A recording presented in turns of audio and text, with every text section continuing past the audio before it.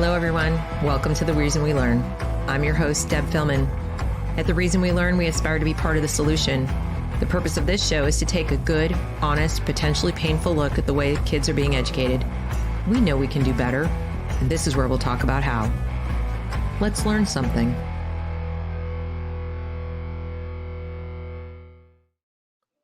Hello, everyone. Happy New Year. Welcome to Dissonant Dispatch. And I have to say, I need a new intro. We are working on it for Dissonant Dispatch specifically, because the one I just played for you clearly is more aligned to education only topics. Today is sort of education adjacent in that we will be educating you, the audience, more than talking about education as an establishment, because this is an important topic, and I have two guests who are experts in this topic. Welcome, everyone. Please like and share the broadcast so we can get more people here asking their questions and learning along with us. I will tell you that I'm going to be learning tonight as much as anybody, because even though I am Jewish and even though I've studied a lot of history, I am by no means an expert in the topic we're discussing today, but my guests are.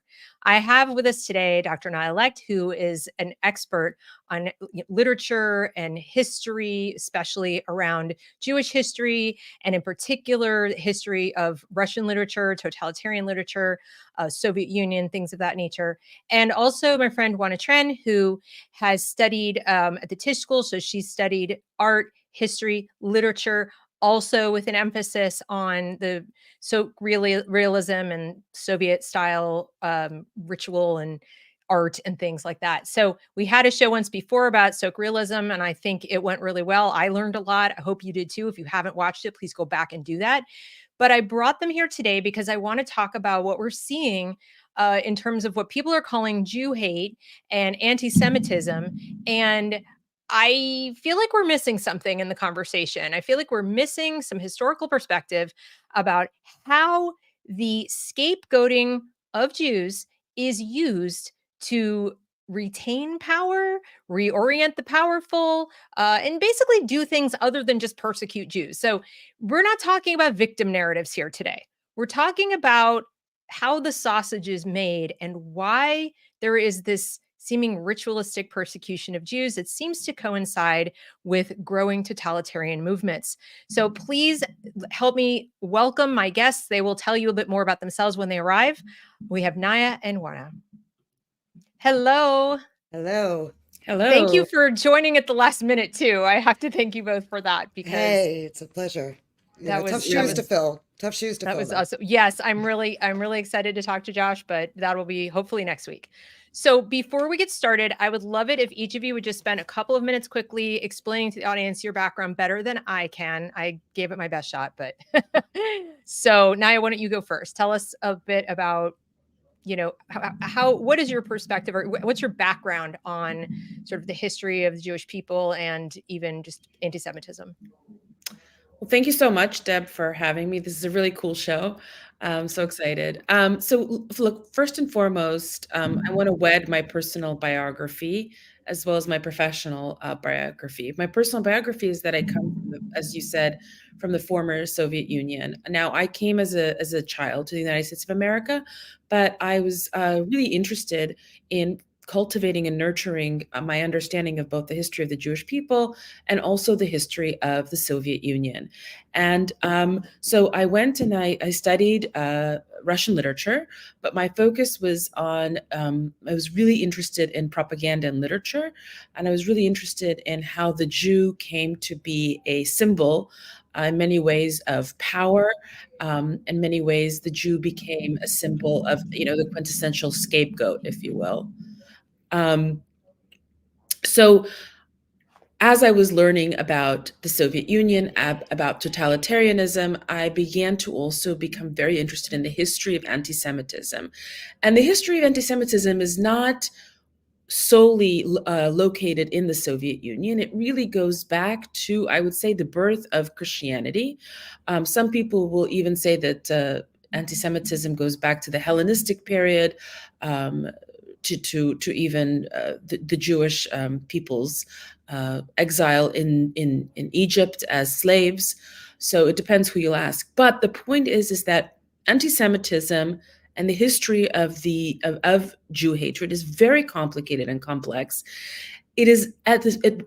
I do understand that it is a comfortable and easy explanation to see Jews as the quintessential scapegoat, as the quintessential other, but I think it's much more complicated and complex. And I want to get into it more. One thing I want to really, really stress is that you spoke a little bit, you used that word power in the beginning. The Jewish people have a really vexed relationship with power. And the reason they do, I believe, is because when the Jewish people lost their sovereignty, their political sovereignty, after they were exiled from their kingdom in Judea in 70 CE by the Romans, they lived in a 2,000-year exile. And what that meant for Jews is that they exported their safety, exported their sovereignty and freedom to another people. And power was not always good to the Jewish people. The power of totalitarian regimes, the power even of France that promised to liberate the Jewish people was not, at the end, did not turn out to be good. So the Jewish people have a very vexed, as I say, relationship with power, and are uncomfortable with being seen as powerful. So I'm going to stop right there because I think that there's a lot to talk about. But my expertise really is at the nexus of understanding Jewish history, the history of anti-Semitism, and totalitarianism. Awesome. Thank you. You're the perfect person to have here today. And Ooana, tell us more about yourself and how you come to this topic. Well, I'm super excited. As I said, it's tough shoes to fill today, but the chance to actually meet Naya, and I think we've never met until this moment, and I think both of us. I mean, I know for myself, I'm sure we're going to be talking a lot after this because Totally. and so one of the things that I know you're the what interests you, you and I have a similar interest. I think coming from almost very similar direction. Mine not quite as direct because I was born in America to a Hungarian mother and American father. I am Jewish, so are they, and but I didn't grow up in what you might call a traditional American Jewish household.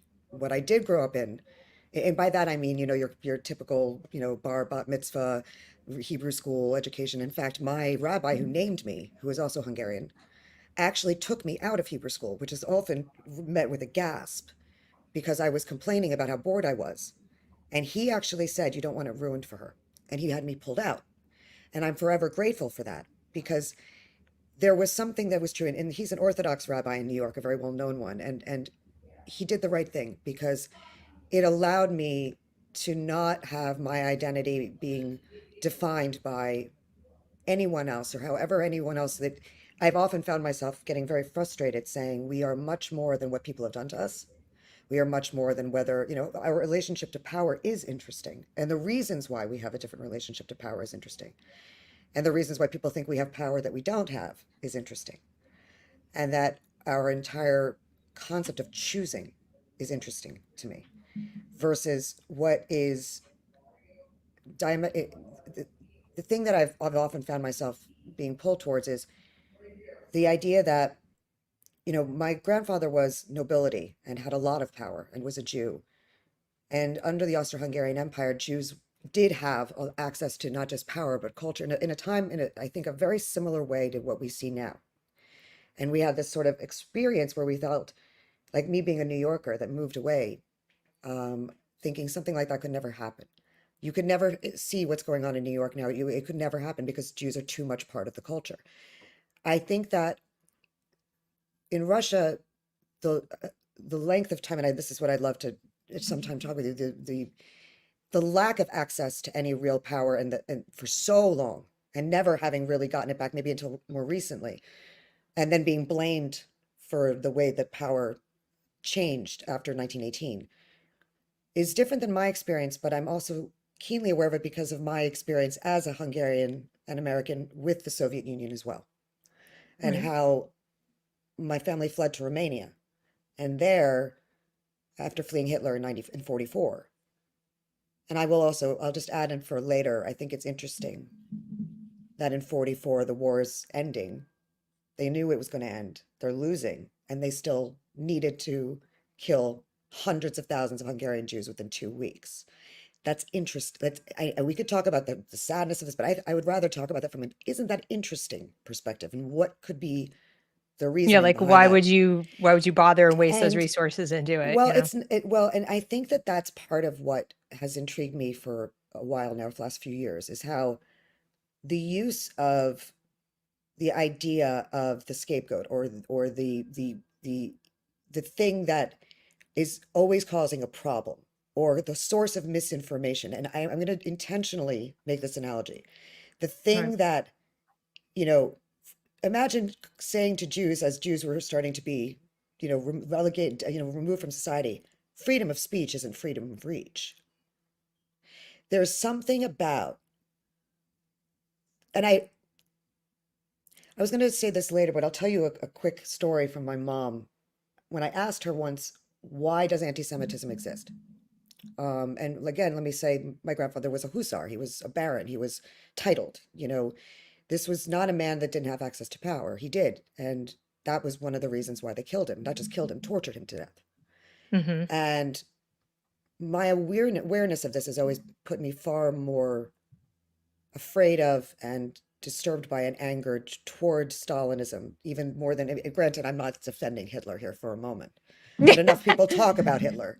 Not enough people talk about Cancer, Stalin. like Right. AIDS. Exactly. But the sad part to me is this, is that the idea that we have the Jew in the middle, Right. victimized by both Stalin and Hitler, yet we're not allowed in public, like whether it's our own that insists that we're wrong on this, or Mm-hmm. the culture or the history books, or by design, and I dare say it's by design, saying that we were allied with Stalin, therefore Stalin stopped Hitler, and we should, appreciate that, but let's ignore the fact that, for one thing, Stalin slaughtered Jews just as much, if Right. not more, at one point, and also for being Jewish. The Night of the Dead Poets is something only most people Right. in Israel know But about. isn't that But sorry, go ahead. well, I was just gonna say, isn't it something that we hear now too, that I mean, what I'm seeing in the West today is what I would call sort of a rise of a kind of communo-fascism a la China. It has Well, elements and of I think Mao, it has like that's but when you look at these little orchestrated ritualistic demonstrations of anti-Semitism, whether it's blocking a highway or acting out at a basketball game or whatever it is that they're doing, when you then go to discuss it, so the thing happens, then you go to discuss it in the public square, whether it's social media or wherever, even in the news, people writing articles and so forth. Inevitably, you will get down to like the higher up you go on the intellectual food chain, you'll find the yes, but person. You'll find the yes, that's terrible, but yeah, but don't you think that Jews have to explain their, well, Trotsky? Don't it, you think that Jews have to so explain progressivism? Don't so you think? And it's kind of like, it's wait, yeah. excuse me, I'm what? sorry I want to just share the one So, story from my mom real quick about why she thinks anti-Semitism exists, because it relates to that. And I think it's a reasoning that you don't hear very often. I've never heard it from anyone but her. And I'm curious what you guys think. So I asked her, and she said, now remember, she was born of great wealth and access and all right, those things. So she doesn't have your typical story of, she wasn't in a shtetl. She speaks 9 languages. My grandfather spoke 16 languages. He built theaters. He had access to power. He was a hussar. He was able to fight with the Austrian military. It's a very different story. It's very much more closer to the Leopoldstadt, Tom Stoppard recent play story. right. So what'd she And say? she said that once upon a time when there was landowners and there were serfs, and then there were the Jews who were allowed to go and were told the only ones who could go and collect taxes. The thing that Jews had in common was across all of Europe was literacy, because it is, for men to be literate, or Jews to be literate, it's Talmudic law. We have to be able to read. The other thing that Jews all had in common was an ability to share a language across each country. So if you are, say, in Oh, I see. Czechoslovakia, and you go to collect taxes from a farm in Czechoslovakia, imagine as a tax holder, you can say to the owners of the land, hey, my cousin Shlomo in Poland wrote to me, because they all spoke Yiddish. He wrote to me and said, if you plant your peppers this way, you'll have a better crop. So there were certainly some landowners that were fine with this. There were others that were not so fine with this. So much like we hear those stories of, no one wanted to educate the slave, a lot of the stories we hear are often variations on an older story that we were, as one of the oldest consistent cultures and shared wisdom and amalgamated wisdom of thousands of years. It's not hard to imagine that. So Shlomo would say, he's saying, my cousin Shlomo said this. So what did the landowner do? Tsar Nicholas being one of the biggest examples of this in Russia, created a story that made the Jew mischievous, not to be trusted, scary, might eat your babies. It got as outrageous as it could. The elders of the Protocols of Zion, one of the most well-known forms of scapegoat, was very effective in disempowering people, utilizing the Jew as a means to that end. The hatred of us. This is why I take some problem with calling it even anti-Semitism or even Jew hate, because it becomes something that we're so familiar with that's equal with any other kind of, American perspective of civil rights interference. It's something else. It's a powerful tool. You hit on it, that, and I want to hear Naya's take on this, but my gut reaction initially is that Jews were sort of the go-to scapegoat, not because they were, weak or smaller minority, which was always my theory, as they were the smallest population, but because they were actually quite powerful. When you can read, Frederick Douglass said that reading makes man unfit to be a slave. So there's a limited amount that you can exert your totalitarian power over people who not only can read, but they can communicate with each other in a language you don't understand. You, the totalitarian, do not speak their language, and you're not likely to ever speak their language. I want to hear what Naya thinks about what we're saying. Just want to say one last bit. You nailed it. Just it's important, and then I would start. Is that, Deb, you are a perfect example, though, of what I'm talking about. It's not just that you can read; it's that you share information with people. That makes you a threat. Think about how they come after Moms of Liberty or James or you. When I say we're all Jews now, when I say the internet is like being a Jew, do you see what I'm saying? That's what I'm saying. The power is not in what we do with each other. The power is in the role we play and participate in society itself. We are not othered. They want to other us in order to remove our power. I see. That's the problem. It's not. Our power is inherently what our culture teaches us, our role in relationship to the non-Jew, which is completely diametrically opposed to what they tell you our role is with the non-Jew. All right, Naya, what do you say? Well, this is so fascinating to listen to you guys, or ladies. Here's the thing, and I'm so glad to hear this, because I really haven't heard this quite often, but you are absolutely correct. Now, I've read the Protocols of the Elders of Zion. Me too. And it took me a long time, but I have to tell you, there was this moment that I realized that the reason that the Jew poses a threat is because the Jew is successful. And elevates others into success too. That's the thing. So Ford, for instance, translated the Protocols of the Elders of Zion, and in his Detroit, I forget his, the Dearborn magazine. He bought a newspaper for the explicit purpose of propagating it. Exactly. And so I read his foreword to the Protocols of the Elders of Zion, and you reading it, you're enticed. I mean, looking at from the perspective of a non-Jew, he's almost enamored by these people, right? They're such a minority. How do you explain their success? I mean, literacy, so important that you pointed that out. Mobility, they're chameleons in many ways. Their ability to assimilate appropriate. I'm not using that term in today's jargon, appropriate, but really to take on the language and the culture of the society with which they live in. It's almost it's almost like a tip of the hat off to the Jewish people. Like, how Nietzsche Nietzsche also did the same thing, and it's actually he wasn't anti-Semitic about it at all. It's funny, and I always thought he was, and he's not. He's no, and not at all. Right, and so when you read the Protocols of the Zion, when you read, for instance, certain what we would call today classic anti-Semitic literature, what we really need to take stock of is the fact that they are almost enamored by a reality, and that is that the Jew is pretty successful. But The we Jew also, is we, pretty successful, how do you but here's define success though? It's because what they define as success is what, not as we define it. So that's the thing, is when they say successful, they imagine you hoarding your wealth away from, that's the like, right. Okay, well by then, our very tradition, that is not the definition of success. I look at That it is as not what makes you a successful survival. Jew. Survival, and what you said about the being a chameleon, about just adaptability, the willingness to just get up and move on and, make another place, the Deb, what whole, you do is inherently Jewish by its nature. And that is what an example, like you, and because you do it, and the fact of the matter is, and I say this, and this is because of what my mother taught me, and because of what I've learned from reading about us and studying our more right, mystical, and becoming more educated in Judaism now, and even the way we define rich versus poor is not monetary. that's It's true. something very different than that.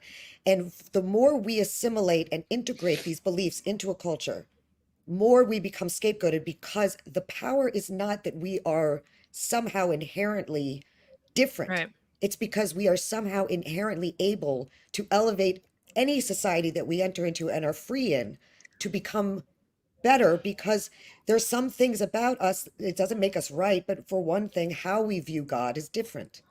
And it's and very empowering. I Yeah, want to add right. on to that, what you just said, Oana, about the anxiety. In 2019, the New York Times published a cartoon. I'm sure you both remember it, and it was immediately rescinded. But the cartoon was President Trump at that time is being walked by Bibi Netanyahu, who is rendered as a hot dog, a Yep, dachshund. I remember it. Yep, And do you remember this, Deb, at all? I do. No, but now I want to go find it. Oh, So So I'll keep pull so it up. going. I'll pull it up for you and send it to you, so you can Okay, pull so it up, so keep you can going. show So the the audience if you'd interesting like. thing about that particular piece is everybody was so up in arms. Oh my God, it's so dehumanizing. It's taking a Jewish leader and liking him to a dog. But there was something much more nefarious at play in that cartoon or propaganda cartoon. And that was, it's not that he's just being led, but now President Trump has a kippah, a Jewish hat on. So the Jew has the power to transform those around him in the Jewish agenda. The Jewish Isn't agenda. that what people say? So what one of the things I wanted to bring up today is that somebody has started sharing again, and this is from 2022. It's not new. Something from resumebuilder.com. And it talks about how something like 2 out of 4 hiring managers don't want to hire Jews. And my first thought upon reading this was, okay, first of all, it's illegal to ask somebody what their background is, their religion is. So how are they going by a last name? Because Yes. that's kind of a no-no. Second thing is, when I read the article, it spoke to they asked them the reasons, and the reasons were, well, they felt that Jews had an outsized amount of power in different industries, and in their industry, they wanted to reduce the amount of power that the Jews had in that industry, whatever that means. And what was interesting to me was they didn't seem to have an issue with someone having power in an industry. They just didn't want it to be these people. And then I thought to myself, well, why would that be? And this speaks to what you're talking about, Oona, which or also you, Naya, that there is this belief, I think it's false, but there's this belief, people had it about Catholics at one time too, that if you had too much exposure, that you would be turned, which is so weird because Jews are not a proselytizing people, and We essentially cannot. We can't do it. religiously no one's trying to convert you We ever. can't. We And can't. Right. then it's also very much a tribal kind of ethnicity passed through the matrilineal line. So it's not even like if you married a man or something that it's not a club you easily get into. And it's not Okay. one So we encourage membership. right. And so it's Right. not like, so I never understood what was this turning that's supposed to happen? What is this Well, think contagion that is well, supposed to we'll think about for instance, Marx. One of the things that he really desperately was worried about is that Europe was being Judaized. Uh, that it was the Jewish idea. It wasn't necessarily the Jewish religion as it was the Jewish idea. Uh, for him, to root out capitalism was also it went hand in hand with de-Judaizing Europe. And what he meant by that, I believe, is the Jewish particularism of any people, this exceptionality of the Individualism, exception, right, Naya? individualism, Right. And exactly, so, may I ask you a exactly. question about that? Because I've been thinking, and I'm curious what you think. I have been replacing Marxism with liberation theology when I try to explain things to people. The Okay. reason is I'm convinced that communism is, in fact, a religion, that it is not at all actually just an economic system, nor Oh, even a that's a philosophy. given. Yeah, And if I you would say use that. that It's a analogy, given. right? And if we know there can only be one religion in communism, which is none until The state. the vanguard of the proletariat reveals itself as the priest class that it is in this liberation theology. So, Correct. therefore, to eliminate the not just the individual, but the Jew, because so when you read there's text from the 1937 plenum, right, the meeting that went on Mm-hmm. prior to Stalin going into power. There it is. And in that meeting, in that plenum, there's a discussion on the Jewish question or the religious question, because people don't often realize that we've got the social revolution, the economic revolution, and the religious revolution, which I think in Russia, you could speak to this, I'm sure. In Soviet Union, the religion was very fast. Religion went, Yes. here it's a lot harder to do that. So Americans, if they knew just how much it was being attacked. So therefore, this idea, right, that, as a Jew, we don't have an image for God. What's up here and in here, the bastards can't take. You can't. Mm-hmm. Mm-hmm. So it's harder. So to eliminate that, and that in the plenum, the speakers and Gorky talked about this, about about how to use the arts to manipulate and Yeah. literature. And, to get rid of the death of the author is like the death of the individual in terms of literature, Mm. the idea of the death, Interesting. right? So if we look at, and I'm curious for you, again, this last question, it's a big one. If we know that in Judaism, we believe in this idea of, number, formation, and story, right? And we know that Russian literature and then later Soviet literature, unlike in America, where our way we view art and literature is different, we don't realize what it can do. Right. That the fact that a Jew understands, whether even if they've learned it or not, inherently number, formation, and story, that the tactics we see of scapegoating and destroying is in fact because they can't own the narrative when they've got the most masterful people to understand the importance of Mm. this true story versus, say, Lashon Hara. Why Right. Lashon Hara is worse than murder Lashon in the hara eyes means of the God. evil tongue, or basically Right. saying falsehoods. But Right. specifically, like, to say, if one of the most common teachings about it is, you have a rabbi, right, who says to you that, if you go to a wedding and the bride is terrible looking, and the groom says, isn't my wife lovely and beautiful, it's not about telling the truth so much. It would be Lashon Hara to say, no, she's ugly. It destroys the potential of creation. It destroys the potential of interaction. And Mm-hmm. it's Right. that hurts God so much, is what we're taught. That's what libel is really Mm-hmm. about. And why blood libel, being the worst kind of Lashon Hara, is so Mm-hmm. destructive, because it destroys the capacity and the possibility of creation and interaction. I And in I want Soviet to Union, wouldn't that be completely what they would want to do by destroying the individual? So the I state want could to only do talk for that. a second about this concept of libel in current events. Something happened today and it bothered me, and maybe you guys will tell me I'm wrong. I'm open to that. But you may know that I think it's is it Ackerman? What okay. Millionaire donor to Harvard, whatever. Uh Guy does short sales. You don't mess with okay. him. Very vocal about the Claudine Gay situation, about what she said, about anti-Semitism. Okay, fine. And we thank him obviously for having this voice and stepping up against DEI and all that. However, that did put him in the crosshairs of people who were going to defend what is essentially a movement. It's not about Claudine Gay. It's not even about Harvard. It is about controlling the narrative and keeping DEI and controlling who gets to be victims and who doesn't and who's in Mm-hmm. charge and who has power. So it's really much, much bigger than Harvard or any of that. And I feel like he's not quite there yet. He was focusing mostly on Harvard and mostly on her. Well, then Business Insider came along and attacked his wife. and said that in her thesis, they sent him a letter saying you have 2 hours to respond. We suspect that your wife has plagiarized, et cetera, respond in 2 hours or else we're going with this story. And James Lindsay says, I would identify that as a struggle session, a la Mao or whatever, or even something like what propaganda would have happened under Stalin. Reminded me of Securitate. Yeah. And so my take on that was he should have just laughed and said, haha, very funny, next, and totally ignored it. But here's the problem. 2 hours isn't enough to address. They sent this much for them to go through. So they scrambled, I found this, I found that. And of course, then printed the story anyway. Oh, they admit to the plagiarism. Oh, then this happened. This went on now for 2 days. And he's still trying to, go after them. He might win. This isn't fair. This isn't fair. No, but I think he might win. He might. And here's the only reason I say that. But it's an unusual thing. My reasoning I say that is that he's one of those big dogs. Somebody with a huge amount of money. What I'm saying is they're going to target people with this kind of struggle session. And the problem is when you go play in the sandbox of the people who spread libel, I don't eat babies. I don't drink the blood of Palestinians. What do you want him to do? What would you want him to do?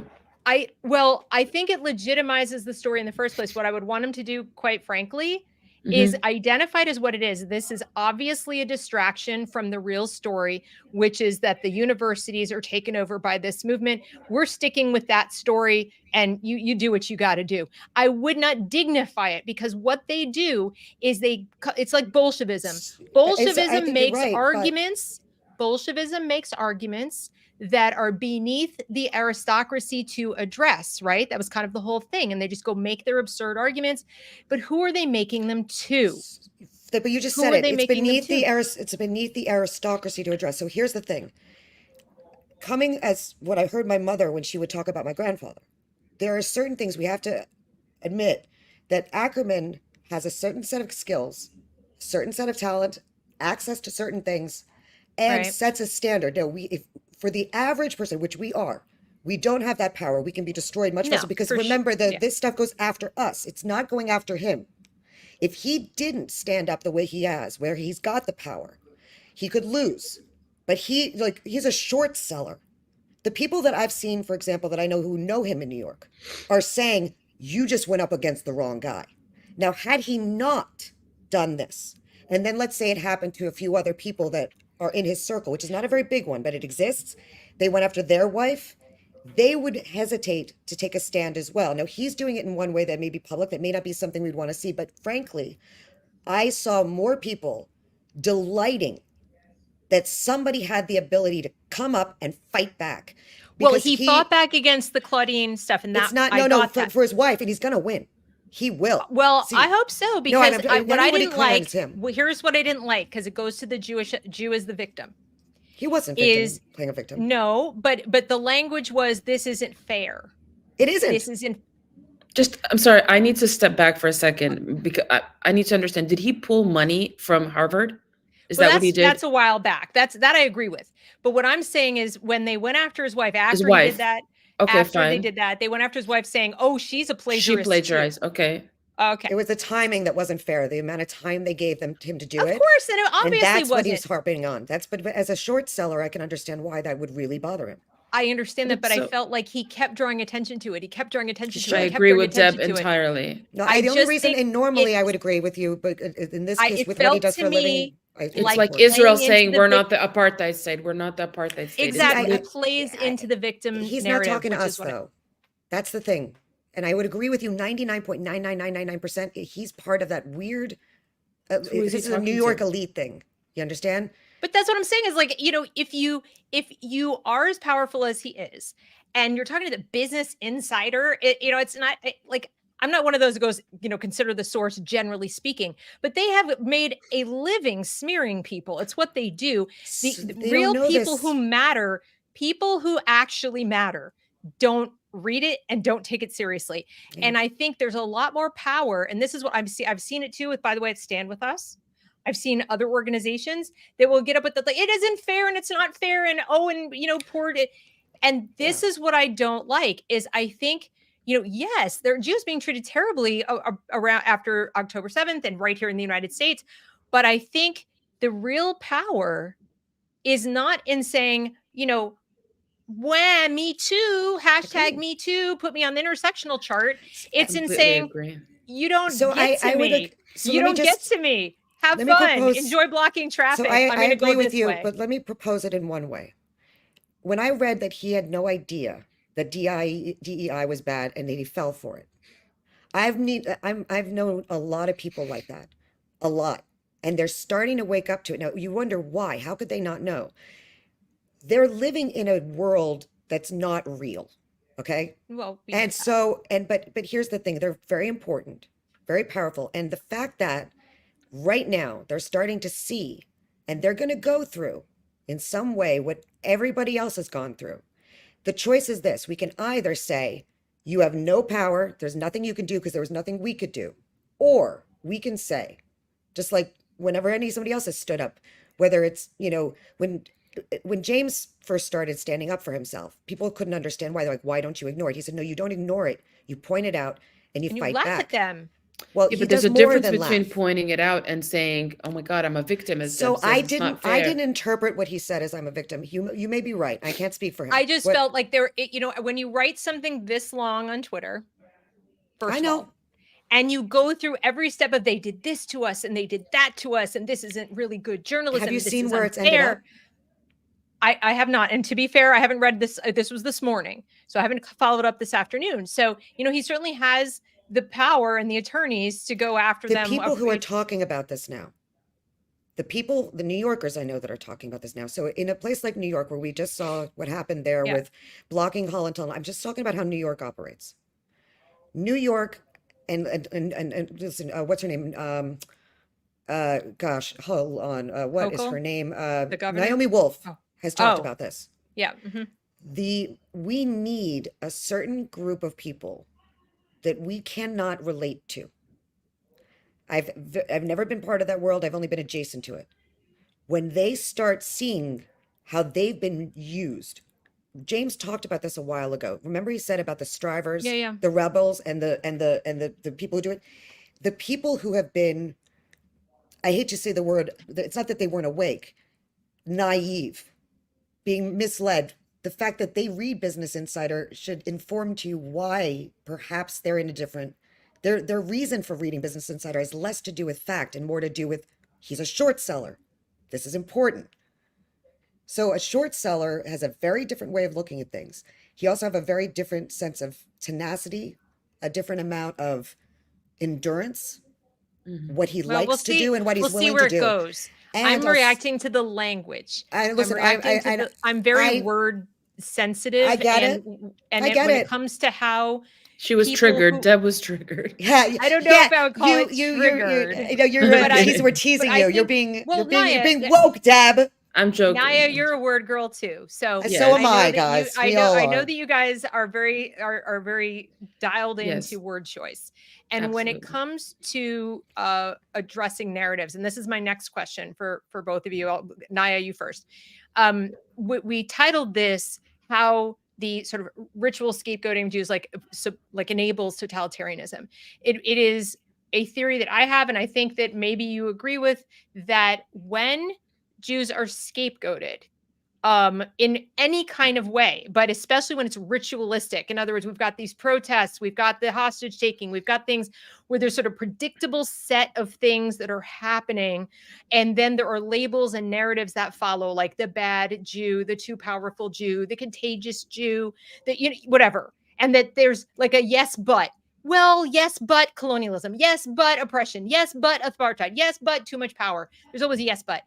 But the people who win in the end, it's obviously not the Gazan, the Arabs in Gaza. And it's not even like Joe Schmo, non-Jewish person in America, whatever. The people who really win from these narratives are people who are already at the tippy top, and they need those of us down here bickering about who should and shouldn't have power at our level. Who should and shouldn't be at the table, who should and shouldn't be at our organization or in our schools, or who gets to be the victim, whatever you want to talk about. It's distraction. But I don't know how it works, how that sausage is made. I know Ooana has a lot to say about that, but I'm curious what you have to say, Naya, about that. Well, I haven't really considered. I haven't given to what you're saying too much thought, but just off the cuff right now, I'll tell you this much. And I don't agree with Sartre a lot, but he wrote that where the non-Jew would have to invent the Jew. In other words, the Jew is an important persona for, as you say, the people at the very, very, very top. Jean-Paul Sartre said, and I'm misquoting him, but it was it was written in the 40s, that if the anti-Semite didn't have the Jew, he would have to invent him. And there's a purpose, there's a need for that narrative. It's a very important narrative, the narrative, if you want to call it, of ritualistic scapegoating, as you will, that empowers not us on this level, as you're saying, but on a kind of higher level. My question back to you, Deb, would be the following: what do they gain at the very top, these people? What are they gaining from us bickering about who should have power and who shouldn't? What is their gain, is my kind of challenge. I guess I feel like part of it is the old fashioned divide and conquer. I feel like it's redistribution of blame for societal ills. Okay. For things like racism or whatever you want to call it, like, let's put it over here. I think it is an attempt to even blame the thing they're doing, which is putting this communo-fascist new, great reset system in place. They would love nothing more than for the people, let's say, MAGA or conservative, or to say it's those Marxist Jews. It's, they equate Judaism and Marxism. Okay. And then, so that way you won't look at how these people in business suits who look for all the world like technocracy, they don't look like Bolsheviks. They don't look like the people in 1917 or even the Maoists. So you don't really could see them as communists. But if you could be persuaded that those people, those are the bad guys over there. They're the ones that want to take over everything. So you don't notice them, operating the levers of power. So I think it's partly divide and conquer, partly distraction. I think to a certain degree, it's a certain amount of wealth seizure, which goes back as far back as we could ever go, that like, let's come up with these reasons to actually steal and get away with it. And then I think it's also testing choke points. So in other words, if you take a minority, a very small but successful minority, as one has pointed out, and you apply pressure there, and you see what kind of pushback you get. So like Bill, he's giving his pushback, or you see whether the public will allow you to do it. Like basketball players being openly anti-Semitic on the court and saying horrendous things, where we know full well if they were not brown or black, if they were white and they were doing it in the name of, Heil Hitler or something, it would be Charlottesville all over again. But they're testing the choke point of like, how much can we allow to be, as far as people being evil to other people before somebody's going to ask to come in. And then the worst thing, the thing that scares me the most is that this could end up being allowed to go so far that you do have Jews in positions of power crying victim so hard that they actually ask for restrictions of freedoms for protection, which is the exact wrong thing. And you already are. And that is the exact wrong thing. You're absolutely right. And that's by design. And so I feel like there's all these little tests that are going on, and I shouldn't say we, but that American Jews in particular, I do not feel are rising to that occasion. I think we are going predictably. We are sort of going into our little hidey holes and, protect us, and we're victims, and we're going to go over here. And I think better than it's been before. I mean, we have the internet. We have the internet to talk to each other. How we're reacting is better than it was before. I mean, yes and no, but I actually think it's gonna bite us in our behinds. I think it's very poor strategy. And what I see right now within the Jewish world is mandating anti-Semitism training. I agree that's terrible. That's terrible. We need to call attention to our feelings, our narrative. That doesn't work. No, it's the worst thing ever, and it's going to backfire. So like redefine anti-Semitism at the college level. You mandate anti-Semitism organization training or trainings. Ban this, ban that. Here's the thing though that I find interesting is that a lot of the stuff that I ignore a lot of that stuff. So when I say things are getting better than they were, it's because I'm looking in a different place. But when I say that also, there is so much out there available to us about how Jews and non-Jews in the past dealt with almost identical situations. And it's funny that you mentioned that Sartre quote, because I was working on a play by Eugene Ionescu, and he specifically addresses that quote in his journal. Specifically. If you don't mind, may I just read this small paragraph from it on that one thing? Because it's kind of amazing, his perspective on this. So Ionescu was not Jewish. He was an absurdist playwright, the father of absurdism. He was opposed to all forms of totalitarianism. He wrote Rhinoceros. And he was, and he said the following, and he hated Sartre, so he would agree with you. I don't think you're going to like this quote very much once I share this perspective, because he would have said that what he's doing is very intentional. Because Sartre, he said, would flip-flop between being a Nazi and then a communist, and then a Nazi and then a communist. And he hated that. And that was what the world he was surrounded by. So very similar in a way to what we're complaining about. He complained about Sartre in this way. And he said the following. He said, going into it, he says, and he's writing this in 1967 when looking back in the 40s, he's addressing what's going on in 67. Okay? And he says, I look at these old pages over and copy them. It is hard for me to become absorbed in this past. Before I can tackle this block of memories, I find myself back in the present, in present events. The Russians are rearming the Egyptians. This is being written in June 1967. And I'm going to jump ahead to that part I sent you. This is not it. I thought no, but it's the end of this. It's the end of this. I'm jumping. So you know the context. So it's so Naya knows the context. Yes. He then says, jumping ahead, if the Israelis are beaten, they will be killed. As Francois says, everybody can pity them from the bottom of their hearts. The left, he tells me, is willfully taking the wrong tack. They cannot admit that the Israelis were victims. And then he talks about why. And he says people like killers. It's because they like the idea of letting themselves be killed. He then says, in 1940, when I wrote the notes above and below, 49% of the French were for the Russian killers, 49% for Stalin's Russia, which was congratulated for having helped the Germans attack the West. Then, at the end, after explaining he's not Jewish, and he goes through all of the things that Jews did that make them unique in all the world and how important they are. They are important. It's not just that we were invented. We are important. There is no need to invent us. That is how important we are. We cannot be invented. This is this point. And he says, when Sartre, he says, I believe in the Jews. I believe they exist. When Sartre said that the Jewish problem shouldn't be raised for the one who raised the problem was thereby already an anti-Semite, he was wrong. It was he who was the real anti-Semite. What is more, he wasn't too fond of the Jews before the war in 1940.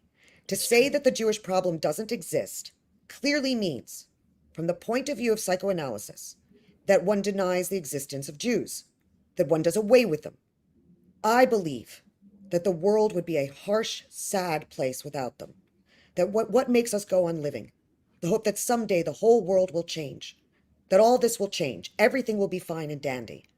If it weren't for the Jews, people would not believe in, they would not have hope for the return of a Messiah that will bring salvation.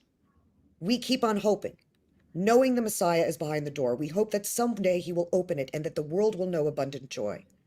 We all hope in the ideal city. That is to say, we all hope in the New Jerusalem and that it will rise out from the desert wastelands and out of death.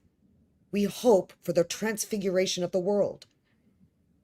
And we will have this hope so long as the myth that comes to us from the Jews endures. And he then later says, Marx bastardized this myth with Marxism. Right.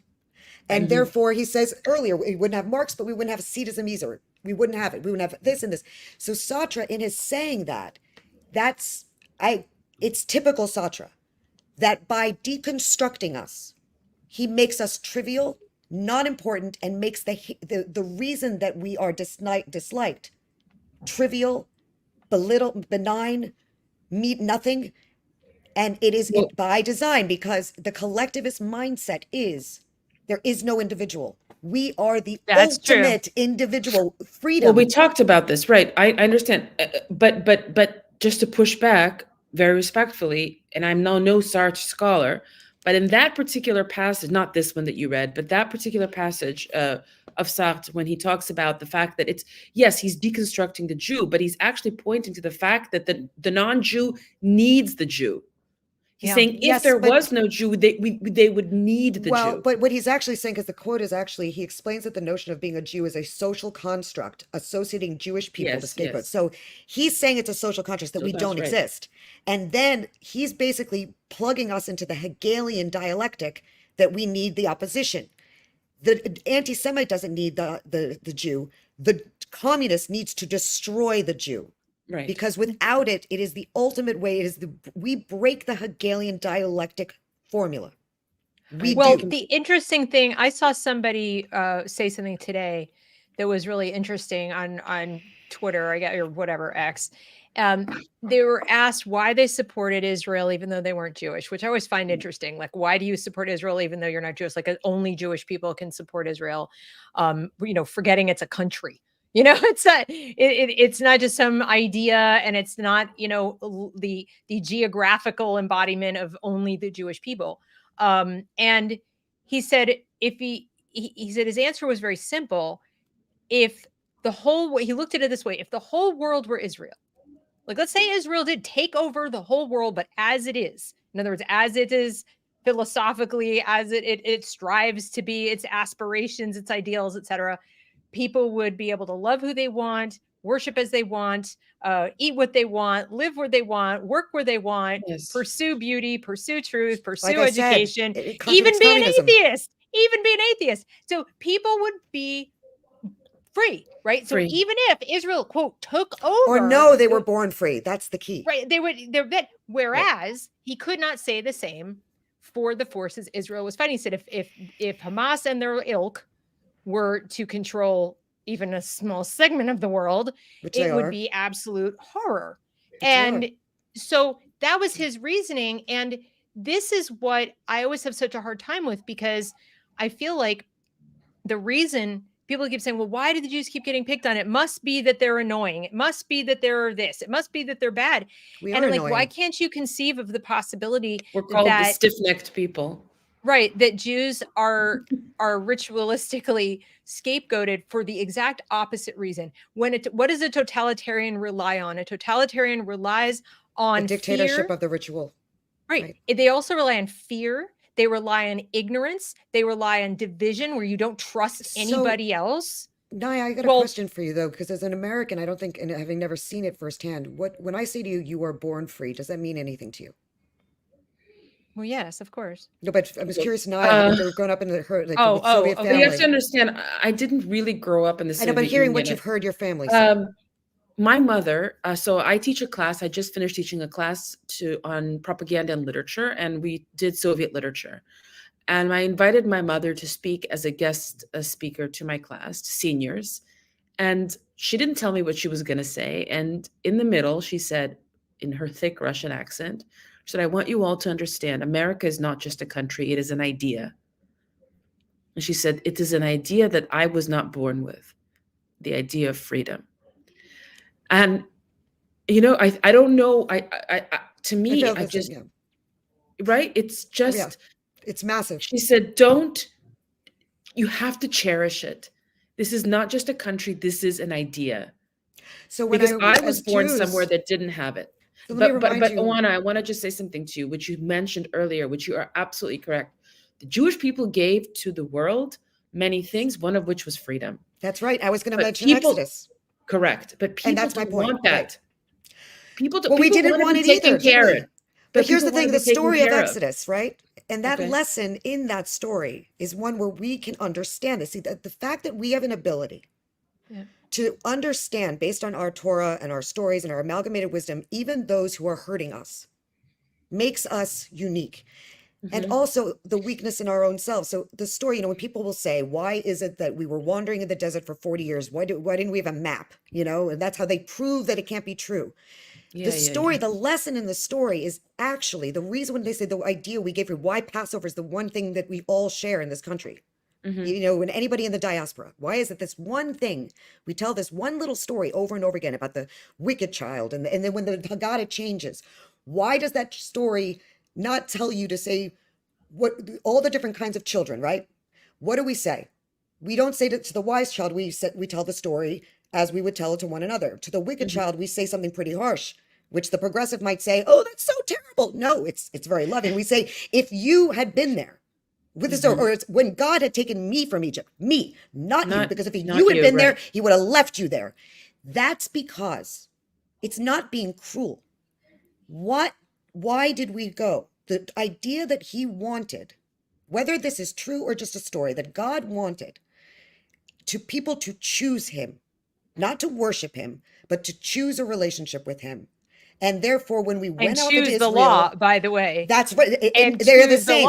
They are the same. Exactly. Yeah, people get that wrong. They're like, "Oh, you're so arrogant. You chosen people." I'm like, "No, no, choosing. We are choosing. This is a misunderstanding also of our, because these words have multiple meanings, right? But the thing that is so important in the Exodus story is why we were wandering in 40 deserts.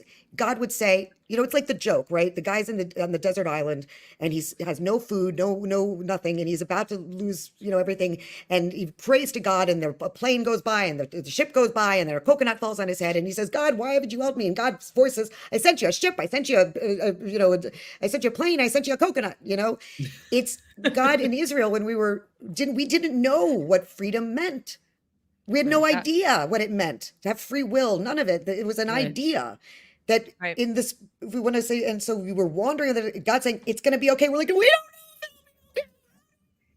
What do we know? It was, they lifted up their eyes and went. That's the biblical story. So how though do we reconcile? Okay, we're three sharing this information, and we sort of agree with each other mostly.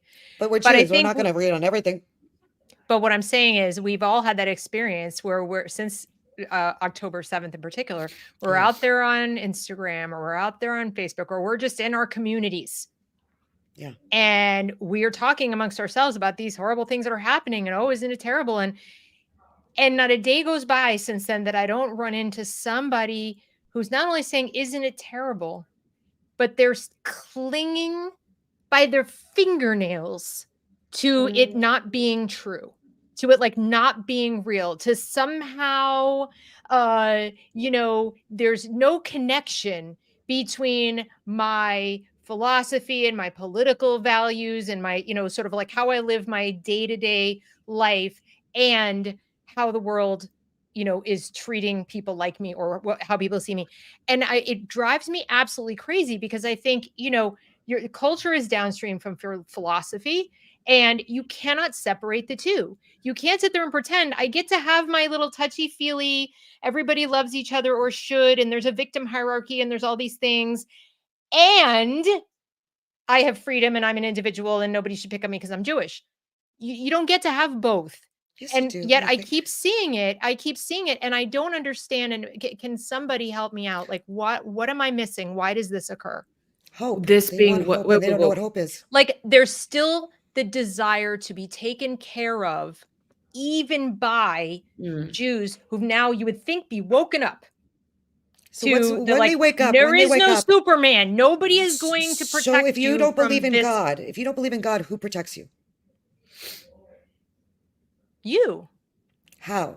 Let me just say that I'm not saying I'm not arguing their position, but this I think is by design. Like when I've said before that the goal to create this mindset that you are completely at the mercy of something beyond you. They're trying to resist that. They can't figure out a way to replace if they have nothing else. So you're saying they're not religious Jews? I'm not saying. No it's not even about religion, because I'm not a religious Jew, but I have a relationship to God. They're not the same thing. Religion is not what I'm talking about. But I guess the way I look at it is, I'm basically agnostic. I think that it's interesting. Naturally, man does not gravitate towards freedom. It's not a natural state of being, if you will. I think naturally man wants to be taken care of. This idea is radical. That's the point. Jews have given to the world radical ideas: monotheism, commandments, so freedom. What happened to the American Jew? I don't think it's all American Jews. I think it's some of the most vocal. No, ones. not all, but I mean, if you look at, for example, if it's not that there aren't progressive Jews in Israel, there are. Okay, there are Jews in Israel who are quite left of center in terms of their politics and their economic thoughts and all these kinds of things. And yet when the time comes to fight and defend themselves, or the time comes to defend, realize that I'm in charge of defending myself, or I'm in charge of, whatever, they rise to the occasion and they go and they do it for the most part. In this country, I'm seeing people like feeling like they have to choose between utopia where we all get along and everybody loves us, and or if they don't love us, they can be forced to love us. They can be forced to Which is the accept us, worst. It is, right? listen, And I think, I'm I sorry to interrupt, can't but in New York, that's a lot of the New York Jews is the I can't assumption, handle right? it. There's something about that that just Listen, repulses me, it and I don't repulses know me what to do about too. it. It repulses me too. I just wanted to say that, first of all, I think that the creating that illusion, this almost like nebbishy, Woody Allen-esque powerless Jew who wants everybody to, kumbaya and is an idiot and a useful idiot and all that stuff. I do not believe that it is actually true. And I'm saying that there's a lot of it, You think but it's an it's a act? very, no, I think Oh, that, so come from New York, right? And I worked in media in New York.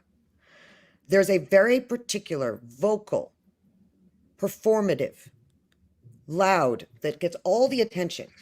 And then, and this is, again, it's a design. It's like if you look at New York like a set right now, and I'm telling you, I'm a New Yorker and I left and I felt completely isolated and alone there because of, and that was by design.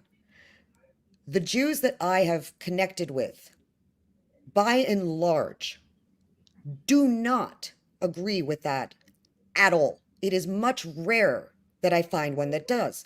The fact that it's presented that way is why the scapegoating is done. It's not only to disempower. So remember, we were talking about Lashon Hara, right? The idea that you say ill speech, what it does. The biggest takeaway in that lesson is if I say Lashon Hara to Naya about someone else, you overhear it. The biblical law, the Talmudic law about this says it's not the person who suffers the most, is not me, is not Naya, is not the person spoken about, it's you, Deb. It's because you. I'm hearing the lie. It's not a lie necessarily. That's the key. This is where our wisdom gets complex. Like I said, it would be Lashon Hara if I told you that, and you're the groom, that your wife, who's ugly as hell, is ugly. Because I would be removing, because beauty is in the eye of the beholder, right? Right, The right. the radical ideas, as you phrase radical ideas, I would phrase it as Jews gave so much of like the ideas of the nuance of law, about fairness, actually. What is Right. fair, truly fair? And people have talked about it's not fair. They've removed just like the word liberal. And so when you have someone scapegoating all of us, we're not the ones that I'm the most worried about. I'm not. My worry is what happens to those who hear it and they become unable. Poison. It's poison in their ear. Yes.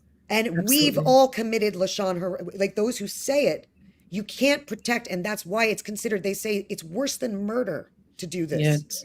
Mm-hmm. Because it doesn't happen once, it happens over and over and over again. And that core principle is inherently part of freedom of speech, the discussions, the debates that we've had, and the loud arguments. The people who drive me most crazy are the same as you, but it's because not that they're screaming me, the victim. They are cluster B, narcissistically pointing to say, I'm a victim and so are you. Let's go be victims together. And Oh God, I can't stand that. And I will say, and without naming the specifics, as somebody who had to leave New York for what happened over the last 3 years, and then, so I got scapegoated twice. First for that, and I was spat on, called a parasite, exactly the same thing. And then having the same people who once stood by me and I worked with to fight back against that, to suddenly turn and become victims of this mass formation. That's the goal. It has nothing to do with me. When I So watched, so you think it's very deep. sorry, go ahead, Naya, go ahead. No, I just think that what you're saying is extremely important, very, very deep and very nuanced. But see, the You're thing that absolutely I think correct. What you're just here's saying. an example. Can you translate it? Can you give us your sort of Yeah, I think that what what if I understood you correctly, what you're saying is that the dangers of crying victim and the dangers of employing or deploying that language is not using this, but it's what it's doing to our culture. It's what it's doing to our To the society, individuals to within the individual, that culture. culture. That's right. It's not a collective issue. So, like, It's I an think about each human being. teenagers and children, and like, what are they taking away from this kind of rhetoric?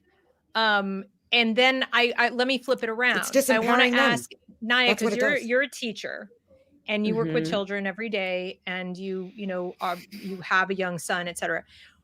What do you think we, and again, when I say we, I'm not exclusively talking about Jews, but you know, people in the West, let's say specifically though about this issue, about Jewish scapegoating and so forth. What would be a better way for us to be talking about these things to take that lie out of our mouths and take the power of it away from those who are speaking it?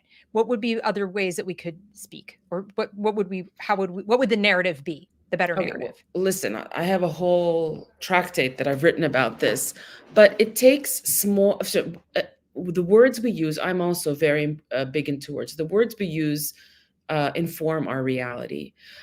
We need to get the following words out of our vocabulary. Equity needs to leave our mouths. When it comes to the Arab-Israeli conflict, when it comes to Zionism, we need to stop saying West Bank. We need to stop saying settlements. We need to stop saying two-state solution. We need to stop saying Palestinian state. When I hear Israel-Palestine conflict, you're done. You're done with that. The narrative is already, you've already bought into the narrative that there is an Israel and that there is a Palestine. Maybe one day there will be a Palestine. There is no Palestine today. It's a lie. Okay. And Created by Stalin. Correct. But the point is a few days ago, I know you asked me about students, but I was speaking to a teacher in public school, in the New York public school, who had to take a leave of absence due to certain things that happened to her, bigotry, on a level of bigotry. And she's working with a DOE, right? It's called in New York. I just moved, by the way, Oona, from California to New York. Whereabouts in New York? Well, I don't want Manhattan to, or Brooklyn? Manhattan. Yeah, we'll Manhattan. We'll definitely talk about that too. Yeah, and she says, you know, and she sees things the way we're seeing things, and at the same time, she wants to talk. She's trying to create curriculum that would be used in DEI, and she says, I hate that word equity, but you know, we got to use it. And I'm like, no, we don't got to use it, because when you're using it, you're reinforcing that world. And it's also a lie, because the only thing you're playing in their sandbox. You are participating in the lie. You can't just like make a kinder, gentler lie. It's worse than that, because language is power. Equity, they think, means equality. Equity means equality, but also the only thing we do equitably is die. It's liberation theology. It is a death cult. The only thing we do equitably is die. So you are teaching children to look for death, and that is by design. When I say it's by design, I'm not being hyperbolic. I'm not saying that everybody knows this, but it's like the idea of decolonization. That is a death cult. It's all the same story being retold. Yeah, it's the same. But Deb, go ahead. To answer your question, in order to quote unquote, it's not about winning the narrative. It's about winning back the truth. It's not about. That's what I mean. That's what I mean. Right. Like, So there are certain words that we need to eschew. One of them, and I gave you a whole list of them. But here's another scenario that I often find and encounter with public school Jewish students who attend public schools, that when they have a teacher who teaches about the Holocaust, because, you know, check, we got to teach about the Holocaust. For some reason, the teacher comes in and all of a sudden talks about slavery and compares it to slavery. And what does the Jewish student come to me and go, oh, I'm basically butthurt. Why do they have to talk about slavery while they're talking about the Holocaust? And the student wants me to tell him or her to go back and force the teacher to say, no, that the Holocaust should not be taught comparatively to any other form of genocide. But see, even in that encounter, that student's experience in the classroom, the student sees themselves as a victim. So I get what you're saying. I was not raised with Holocaust stories either. And I think it's a powerful thing to not identify as my mother's a survivor. So it's an interesting thing. I will say that I'm going to say something that's potentially very controversial. And in no way am I in any way making light of how many people who died. I'm not. I don't think the end game was genocide. I think that we throw around the word genocide a lot because it sounds so scary. We don't talk about democide and we don't talk about menticide. We don't talk about murder and slaughter by government in general, nor the rape of the mind, the slaughter of the mind. The latter is, I think, what the goal was. Because when I look at it, to create an identity, it completely enwrapped in that, I believe that that was why 44 happened. They So you created think that to create something called a Holocaust survivor, to create the idea that no, okay. I'm talking from an artistic story perspective, right? To tell a story. Oh. So the way the story is told, you, because you're a Jew, and it doesn't matter, and we're not going to make it a race. You don't even know what a Jew is. It has nothing to do with what you think, who you are, what you believe. It's a blood race thing, and it's about your dirty of your blood or not being pure, right? Of blood. You were killed for that, and God let you die. Let millions of you die while you it was screamed. Like the deicide. No, they make it look. No, they don't make it look like deicide. They make it try. They're trying to get to what's up here. He who would not listen, who dared not answer. How could you possibly think of yourself as chosen or having a relationship with such a thing? How could you do that? How could you choose that? How could you wrestle with God with that? Israel, to wrestle with God. Words mattering, right? Interesting. Then what you do is you don't, it's the people who's left when that happens. Is it the kindest, the most hopeful, the most, no one likes to talk about who's left. What kind of people, and then you in a trauma, I mean, I've been through freaking trauma. And when you identify with your trauma, you lose yourself. It takes will to be free after that. And so that mass thing, what we're all experiencing now, in fact, in some variation of it, it turns us into a collective, toiling, miserable, suffering mass that I has can no see that individuation. more with Stalin and Yeah, even but some of Stalin the others. yeah, sure, but that's the point. Just He won. I immersed That's my myself point. in. He won. But There's no yes, distinction. Stalin, I agree with you. And When it Stalin comes helped to that Hitler, happen. though, when it comes to Hitler, I No, he researched, wasn't like, doing it for that reason. I'm not saying Hitler was doing it for that. No. Stalin was, and Hitler was a socialist. They were working together. Yeah, Hitler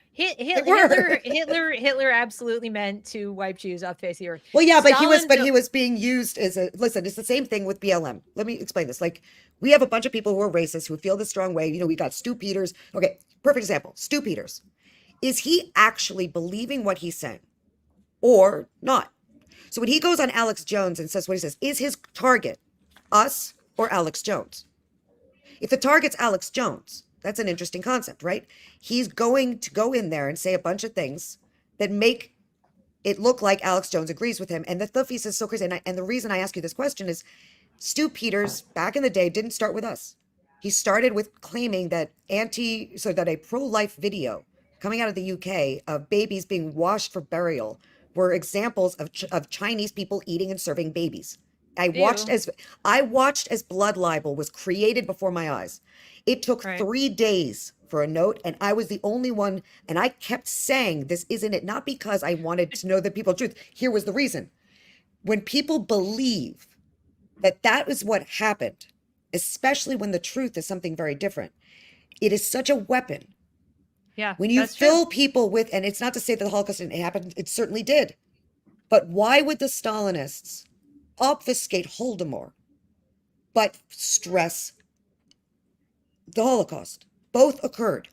Why is one obfuscated and one not? Say, they didn't stress the Holocaust, the Soviet Union. I know. They didn't. I know. And I'm not saying they did. One I'm thing not saying about they this did. slavery, I do want to say one thing about the slavery comparison. I do believe that while I agree with you, Naya, that I wouldn't want the student to feel like, oh, I got to go back and force the teacher to do whatever. I also see the other side, which is that the teacher is infusing the narrative with the slavery story very much intentionally to co-opt it, because they're trying to push a narrative of the decolonization narrative, the anti-Western narrative. They want to rewrite America's story to be solely around slavery. So they want to use every opportunity they possibly can and get as many, quote, allies as they can. And so just as Jews were natural allies of the civil rights movement, and were very much a part of the civil rights movement. And I think they were just cynically trying to exploit that again today with our children. So, like I said, I agree that we shouldn't be telling our children, like, you're right to be very upset. I think, we got to go back and force them to do it differently. I do think our spidey senses should kick up and say, but why are they doing it this way? Because it's not really a natural fit. And you can teach slavery and you can teach the Holocaust separately because they do have very different, first of all, time periods. And I think it's important to teach history in its proper context. That's European. I want to know why they're teaching children to suffer, like all these only the bad things. That's what I don't like. Need to teach it. We need to stop teaching history as a set of narratives. We need to teach history in a chronological format so that kids will understand, cause, effect, relationships, and context. Because without the context of what happened in the past, you can't really understand the present. But that's not what they're doing. They're teaching narratives and then jerry-rigging things to fit into a narrative. And that's a very different way to teach history. So I just wanted to throw that out there because I do kind of wince when I hear that somebody was comparing or contrasting the Holocaust to slavery, because I know that's what they're up to. Not because I feel butthurt that Holocaust is getting short shrift. So it's a little different. It's a little different than that. Ask you a question on balance. Would it be cool if I shared with Naya that chart I sent you about the political witch hunt ritual? Sure. I'll be the first to admit I didn't 100% understand it. So maybe Naya will understand I can summarize it, and I think you'll appreciate this. Okay, So it's let me this bring it book. up and show it because the picture of it will help. I know it's in Reading mirror, in ritual studies. Okay. This was a text from when I was in college in the 90s. You can't get it now. If you try to get it, it's a couple $1,000s because it was pre-wokeifying of study of ritual, right? And what did you study in college? I got a BFA in theater and a minor in computer applications. I was a game designer for a while, and I ended up becoming much more of an academic about this stuff. But I studied experimental theater and classical theater, a lot of Meyerhold, and later on understanding what socialist realism is in literature as well as in theater and why it's so dangerous.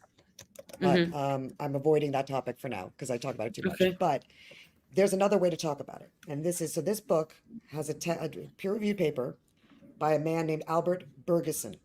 And I shared with Deb. That's what I'm going to get. All the video, like a copy of each of these pages. So what he proposes, and in this ritual studies, when we talk about ritual, we're talking about something with a unique sort of set of language. He talks about it from a stand before it was wokeified, right? From a stance that's separate, just stating the facts of what happens culturally. And it begins with explaining that I'm just going to read a little bit of the first paragraph, a little of the center, and then the end, the goal, because there's a chart, and he explains something amazing. Albert says this was published in '84, A Theory of Political Deviance. Okay? From the sacred to the subversive. Political witch hunts as national rituals. Not all ritual processes are either intentional or explicitly recognized. Political witch hunting, for instance, displays many of the qualities that scholars consider typical of ritual. Some sociologists and political scientists regard witch hunting as ritual because of its scapegoating dynamics. So any scapegoating dynamic is a ritual, is one thing that's implied in that sentence. He then later says, through this paper, he breaks it down about how we define crime. Now, this is not to say one crime is, it's not placing a merit on it, but why is it that white collar crimes are publicly treated less severely than, say, murder or theft in some cases? There are some things about crime that he says that one of the most provocative sociological approaches to the study of crime has been that of Emil Durkheim. One of Durkheim's primary concerns was over the question of what made some activities criminal and others not. It became obvious that the presence of community punishment was not a function of the danger that particular activities posed to the functioning of the community itself. Rather, activities are criminal because they violate communities. More ors shock the common consciousness.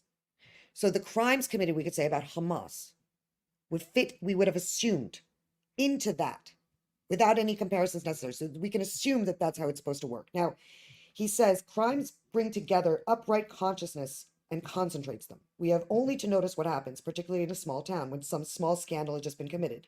They stop each other on the street, they visit each other, they seek to come together to talk of the event and to wax indignant at the comments. Then he jumps ahead later and says the following.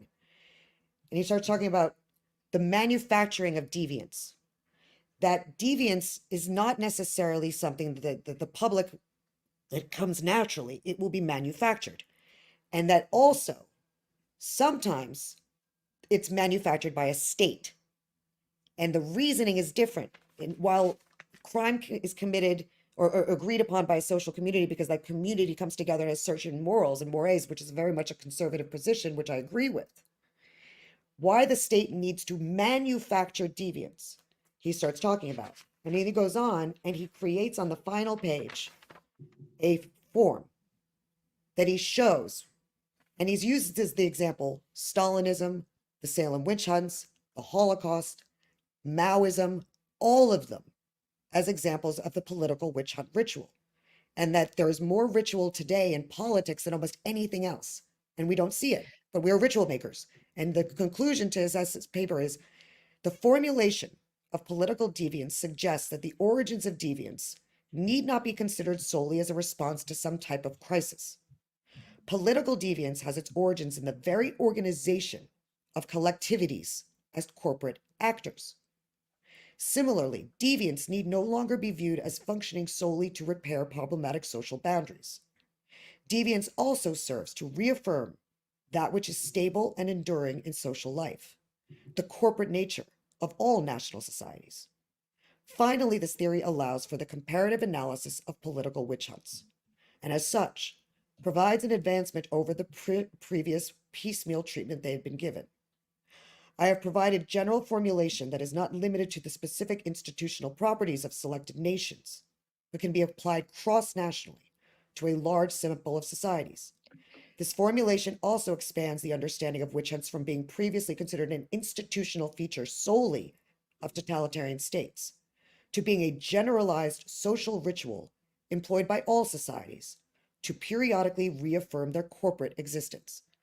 His formula here says, the final, when you look at the formula, it says this: the more that the state and the corporate organization are enmeshed, what we call fascism in some circles, yes, the increase of overall witch hunting, meaning scapegoating of groups, targeting of them, going after them, and its imminence, meaning its spread. So what we have now, and I had predicted this 2 years ago. I said this is where we were going to go based on his work. And it happens to work this way each time, which is why when Václav Havel says that the totalitarian system is dependent on the dictatorship of the ritual, not the dictatorship of any individuals or a cabal or any of it, the way you provide it's the system and the way you give the system a sense of power and you disempowerment is that you make it appear as if the system has real power. It doesn't. The ritual gives it power. That's why when I shared that with you, that the actions that were going on in New York, where people screaming about Hamas, saying that they were performatively showing that by blocking traffic, they were symbolically showing what it's like to be in Gaza, which is utter bullshit. By design, it's doing what it's doing because it's ritual. It is the dictatorship of the ritual. To allow that to occur is the point, not us. The goal is everybody. The goal is to give power to the corporate state. But the question that people ask when they hear all this, especially if it goes over their head, and I'll be honest, some of it goes over mine.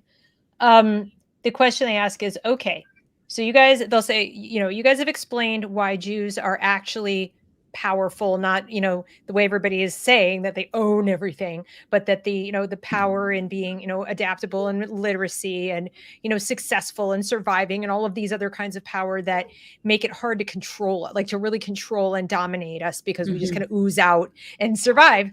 So there's that kind of power. But then the next question is, but why is there the ritualistic targeting or the ritualistic scapegoating of that particular population in order to establish the deviant? In other Because words, they want fewer of the people. It's not only Jews that are successful, powerful, successful right. survivors.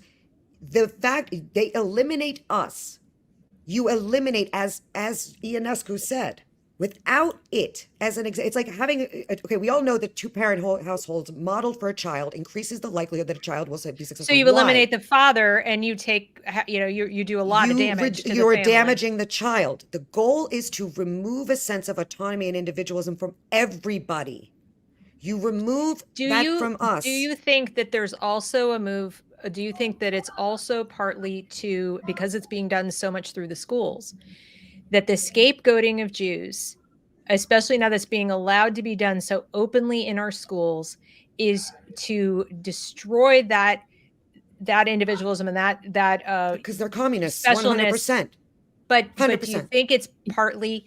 I don't think that they're aware that they're communists. I have to Some tell of them you. are. I know that Randy Weingarten is Some very are. well aware. Some are, Very but well most aware. are I know not. her Most are personally. not. She knows Most exactly are what not. she That's the is. frightening thing.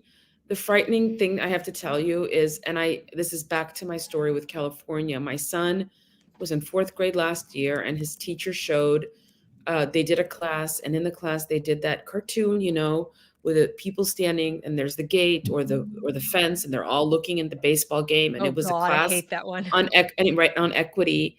And I come to her, and of course, in her mind, equity means equality. She has no clue the difference. And I'm Right. talking to her, and as I'm explaining, I could see she Because has she's no not part of the idea. vanguard. It's never Fine. communism is never a majority, Exactly. as you know. But As the I people know, who of are course, doing they it, were they professional know, revolutionaries. and Right. they know exactly what they're doing, and they don't need to be. I All they know, need is but tenacity. That's it. correct. But there's that's like the inner circle. But as you get farther out, I agree with Naya. I don't think people know. I they don't think they understand. genuinely They don't need think to. Correct. But much more like But cultists. yes, but They're that's much the more like point. But cultists. here's the thing. So a lot of people They don't don't know So they're in a cult. here's the thing. So when what's his name? The guy who the Business Insider, the short seller. What's his name again? Bill So Ackman. okay, going back to that, he didn't know. Right. He has didn't another know, tweet. He talks about he didn't know what DEI really was. He actually which is defended it, just unreal. like. But listen, okay. look, we all Mark think Cuban's differently. still defending it. Yes, but understand the way Really? these men are. Yes, he is. The way these men are wired is different. They look at the world differently. And they just What do. does that Speak mean, for though? them. What I mean is, so I looked at the dancing nurses and I immediately saw what it was as propaganda. You too. Experience, habit, character. These things that we have a certain skill set. Now, what he did do there though, is when somebody starts to become like, why is it that the most militant fighter against Marxism is always the former Marxist? Whether it's Horowitz or Rechtenwald or you name it, when they know what's going on, they fight back They know. because they realize look, everyone in liberation theology, everyone is enslaved. So we can't blame the slave for not knowing that they've been enslaved. You go after, so it's a question I've Oona, asked right, so I many understand. times. Who Okay, do you all right, I blame? get it. So then, but what I'm saying is that if you can stop young Jews from being Jews, attrition. They'll come back to it potentially. I don't think it's Potentially, but what I'm saying is that and they're still Jews. isn't that though part of the approach? Of course. Is it's a lot easier to get people to kill themselves basically and like destroy their That's own. exactly what you just nailed it. And that's the thing. Yeah, And I know we're not going to, there's look, religion is the opiate of the people, Marx said. You eliminate the opiate, there's one religion. Liberation theology. Right. And That's I mean, the goal. that gets us back to what we titled this. We titled the talk is like how the scapegoating of Jews, like it enables the totalitarianism. And I think from what I'm taking away from this conversation is that it is precisely, it's, not the power that people, that Kanye accuses us of having, but the actual power that Jews have that makes us the first target, not the last, but the first target, the canary in the coal mine. Everyone has. I mean, this is the thing about how come we Well, do not true, proselytize. But it's more than true, because here's the thing. Anyone can become Jewish. We know that. We don't proselytize because when you convert, you don't go from one phase into another. You go back to, you just return to what you've always been. So when you're born free, we're not saying you should be Jewish. Not everybody should be Jewish. It doesn't exist that way. We don't look at these things the way other people do. And that is what makes us. And when we see not saying all of us do this. Some Jews are pieces of shit because we're human, right? But the thousands of years of amalgamated wisdom, right? The thousands of years. Naya's going. It inherently says in it that what is the dangerous thing is what we see reflected in all humanity. And if they remove that or tell us that's not who we are. My mother often said too, that one of the things that's the most important when you're living under totalitarianism is to never forget who you are. Ever, because you will be told you are this, you are this. The struggle session is not about you actually agreeing with what they say. It's about destroying. I mean, like I said, what is the prison experiment about? What is menticide about? It is destroying what is here and here. I know. And we have, as Jews, this tradition that comes down to us that, I mean, look, I can't explain to you why it is that I've been trying to keep Shabbat since October 7th, because I suddenly felt drawn to it. Is that a ritual power? Is that mysticism? Is that God? Is that weird? I don't know, and I don't need to know the reason. All I know is that relationship is my choice that I choose over and over again, that gives me an option. And when I miss it, I bum out about it, because I can sit there and in my mind have a conversation, a fight, argue with, call him names for God's sake. I could say, you fucking bastard, you didn't listen again. But then ask and pray and have hope that it's going to be okay anyway. Maybe. And hope is the thing that is killed by totalitarianism. And to cling to it is what Vaclav Havel talks about and every dissident talks about. That's true. All right. I mean, I want to give you guys each last word. Naya, what is your last thing you want to say to the audience about this topic or anything? Also, I want you to share with people how they can find your work. I do want to mention, by the way, that Naya is a contributor to White Rose magazine. And so she's got an author page and you can go and read some of her wonderful writing over there.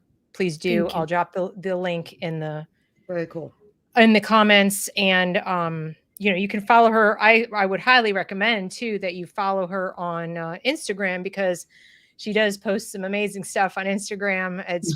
For me, it's very uplifting.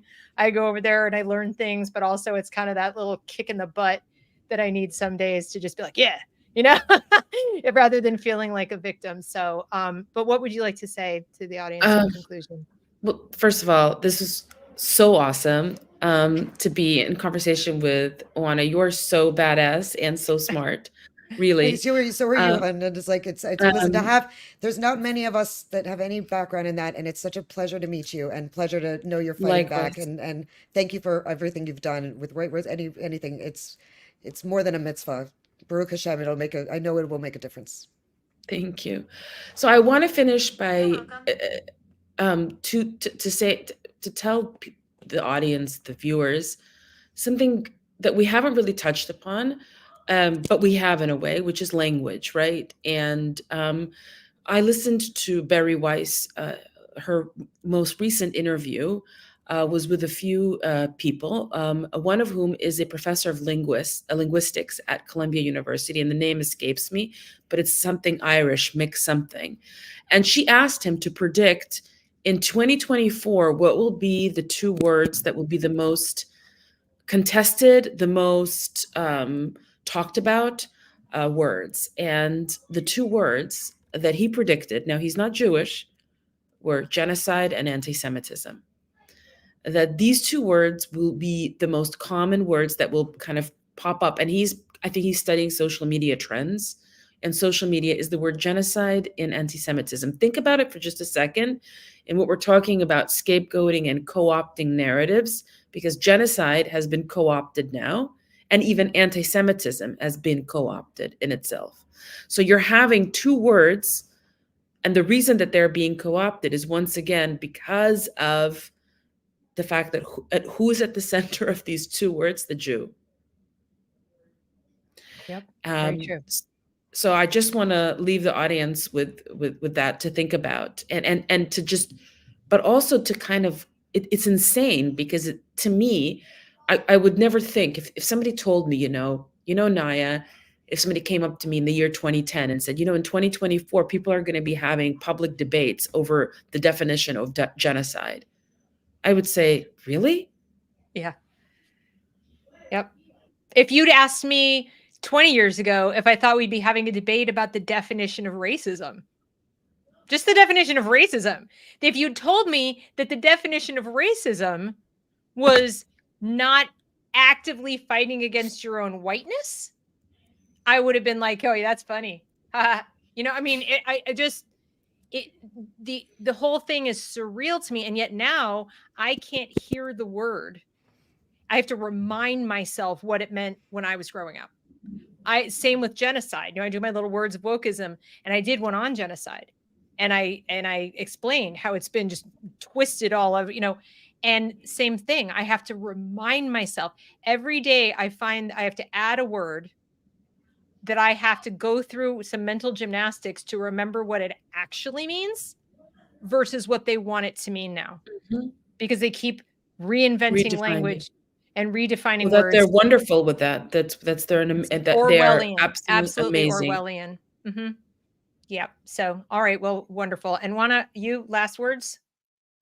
I am I first of all, I'm thrilled that we did this, and thank you for this, Thank having you, this because chance I last was gonna minute. have, like, no show. Oh, and I will just say that I'm the artsy fartsy weirdo out there, and I often look at these things slightly differently, and um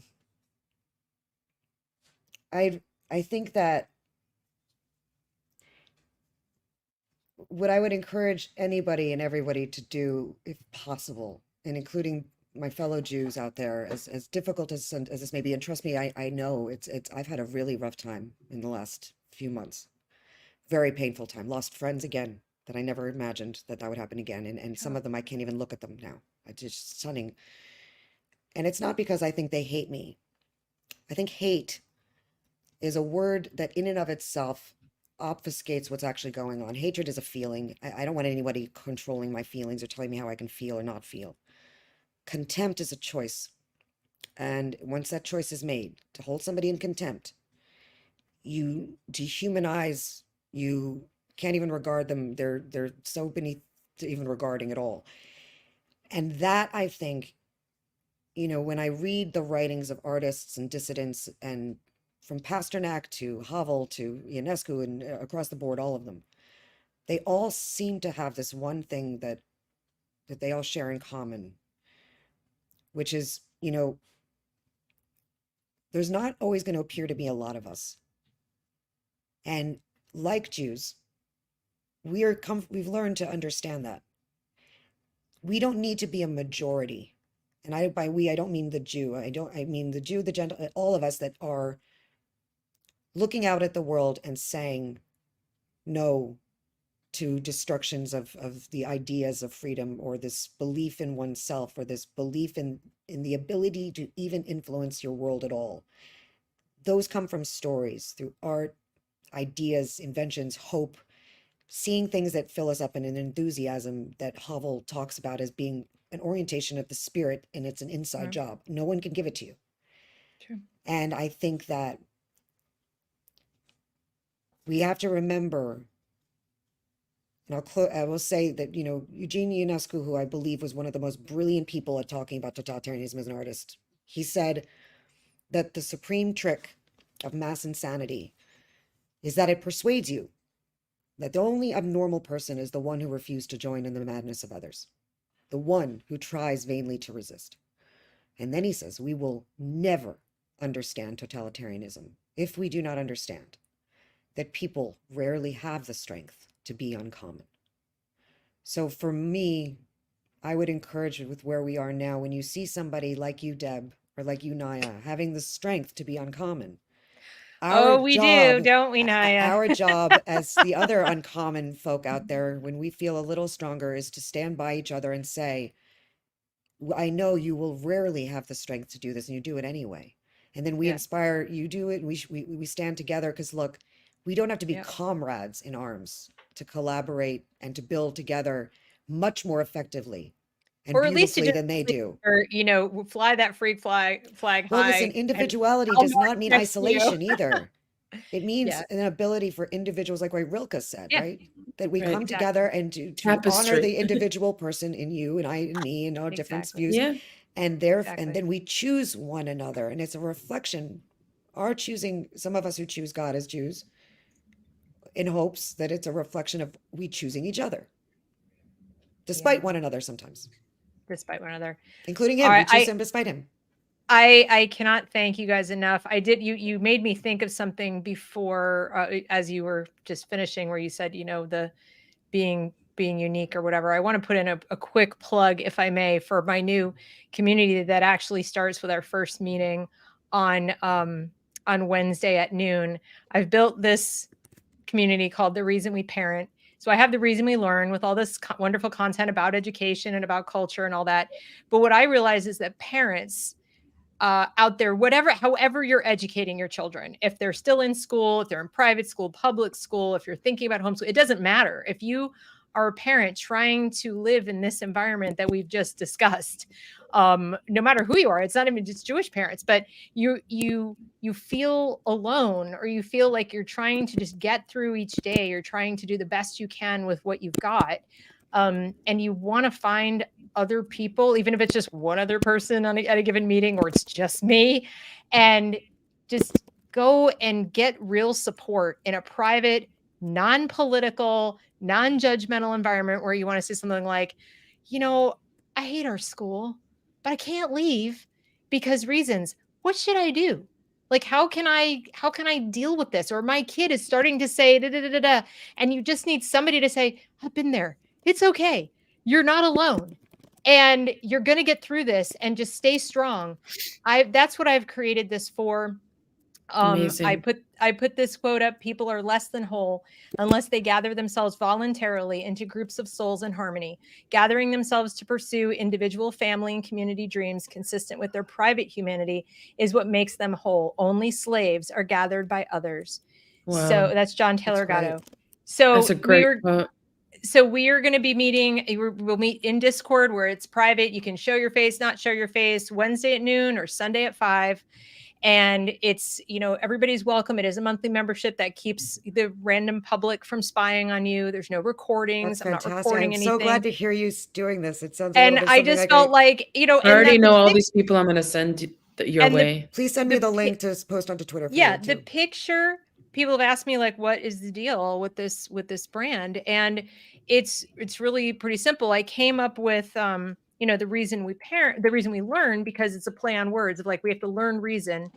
There's also reasons that we have to learn. There's reasons to get educated. The reason we parent, and the reason there's a red period there, is there it is in the picture. Our kids we are there to launch them into this world. Mm. And that is the whole point. That's why we parent, is so that when that door opens and they walk through it to the outside world, they're ready. They're ready to not have us around all day. And right now, parents are terrified. A lot of them are absolutely terrified. They don't want to smother. They don't want to hover. They don't want to direct. They don't want to do all the things that, they've been told, don't be a hover parent. At the same time, there are influences that are truly dangerous and pernicious. The menticide that we're talking about here, the taking away that sense of autonomy, that agency, that sense of identity that starts inside, not outside. And I just meet so many well-meaning parents who are just catching on to what's going on. They're not going to up and leave and homeschool. Look, I'm a big proponent of homeschooling. I'm a big proponent of alternative methods, but I live in reality. And my first goal is that these people not be alone, that they It's not be amazing. out there wondering, who can I trust to talk to? Well, you can trust me, because I've been alone. I did it for 10 years. I was the weirdo. I was the one who went, oh God, here she comes. Oh, we don't know her. Okay. Been that person. And I survived. There's nothing you can throw at me. There's nothing that you can tell me someone's saying about me that hasn't been said, or say about you that hasn't been said about me. So I can be there and I will listen. And, hopefully it will help you just to have somebody else be like, yep, you're not crazy. You're absolutely not crazy. So that's what I created. We launched on Wednesday. Those members who have signed up and are members in good standing will be at their name, even if you can't come on Wednesday at noon. I'm going to put names in a drawing. I've got 2 copies of Hollowed Out to give away, hardcover. This is Jeremy Adams' book, Hollowed Out: A Warning About America's Next Generation. It's an excellent book about what's going on inside of our children. Great read. So I'll be giving that away to 2 lucky winners. And I hope you can, if it doesn't apply to you, but some people, send out the link, and I'd love to see them there. So thank you for letting me do my little plug. But I thought of it because Ooana's like, no, we can't lose, that's why I built it. Because I can't just be talking about problems all day. I want to actually start helping people to take small steps in their own homes, even if the only thing you can do is sit down to dinner with your kids on a more regular basis and have conversations about things that matter, and get them to remember who they are as individuals. You will be doing so much good for your kids. And that's what I hope to help people do. That's amazing.